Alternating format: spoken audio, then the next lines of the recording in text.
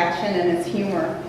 And I just found out from Tom's friend Glenn that they lived across the street from here in that blue building right across the street on Florida, and Tom's first shop was right next to it. So he's just always been really part of the mission and committed to the mission and mission district, and I never knew that. So we're right here where Tom started his business in San Francisco.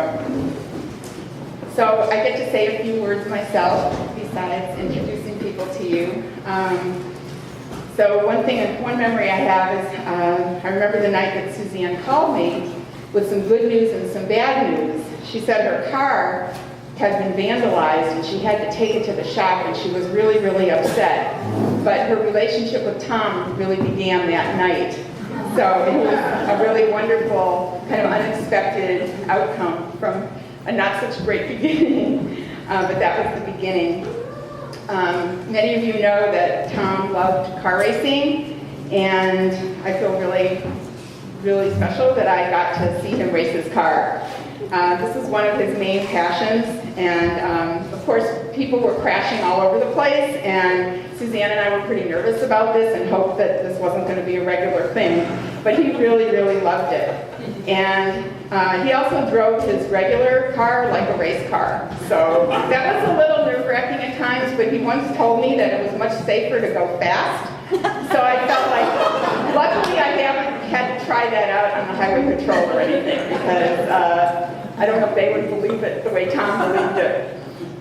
Another memory I have about Tom is that he's not a very adventurous eater. We always would want to go out and eat someplace different. He didn't like Asian fusion, California cuisine, but he really loved to grill up steaks that melted in your mouth, and that was one of the hard parts about his illness, that he wasn't able to really enjoy, steak and prime rib and everything that he used to love. But he sure was one of the best barbecuers I ever knew. And he really loved Pacifica, which is also where I live. And he loved walking in the hills, he loved walking by the ocean. And almost every year we went to the Fog Festival together, which is a big thing in Pacifica, our local Fog Festival. And Suzanne and I would stroll up and down for hours, and then Tom and my friend John would stroll up and down talking about cars for hours. And it's one of the last things I wanted to say was my son-in-law, I told him that Tom had passed away, and he was really sorry about that. And he said, he would meet a lot of my friends, or you meet people, and they're always really polite.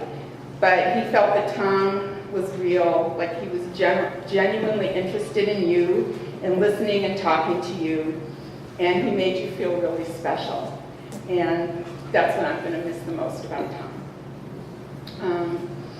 And he was really moved by the outpouring of love and support when he was sick. He just couldn't believe how many people called and offered to help with something, or would call or send a card.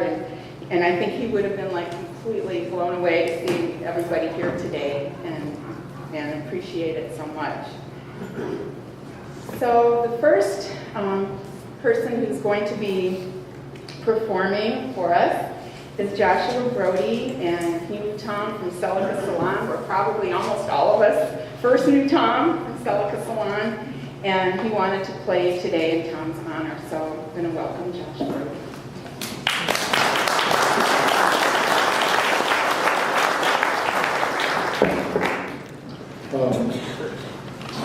There are some performers that you've heard described as a hard act to follow, and I'm honored to be a hard act to precede. I'm going to do a song that was written by Dave Frischberg and Johnny Mandel, and I can't play the piano and hold the microphone at the same time. So I hope you can hear me, and if you can't, listen more carefully. Okay, talk to me. I have many jobs. I'm here to sing you a good song.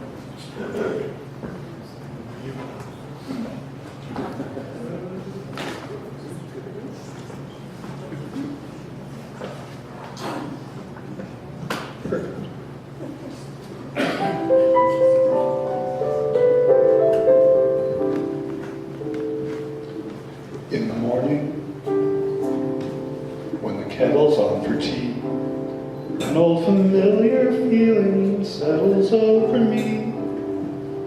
and it's your face I see, and I believe that you are there. In a garden, and I stop to smell a rose and feel the petals soft and sweet beneath my nose. I smile and I suppose that somehow maybe you are there. When I'm dreaming and I find myself awake without a warning,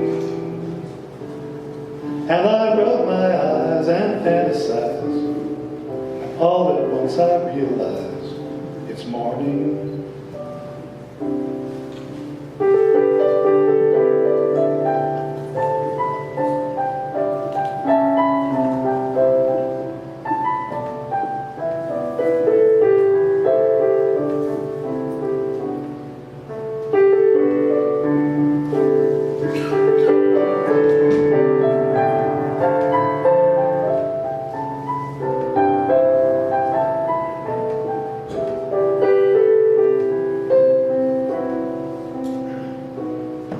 When I'm dreaming and I find myself awake without a warning, and I rub my eyes and fantasize, and all at once I realize it's morning,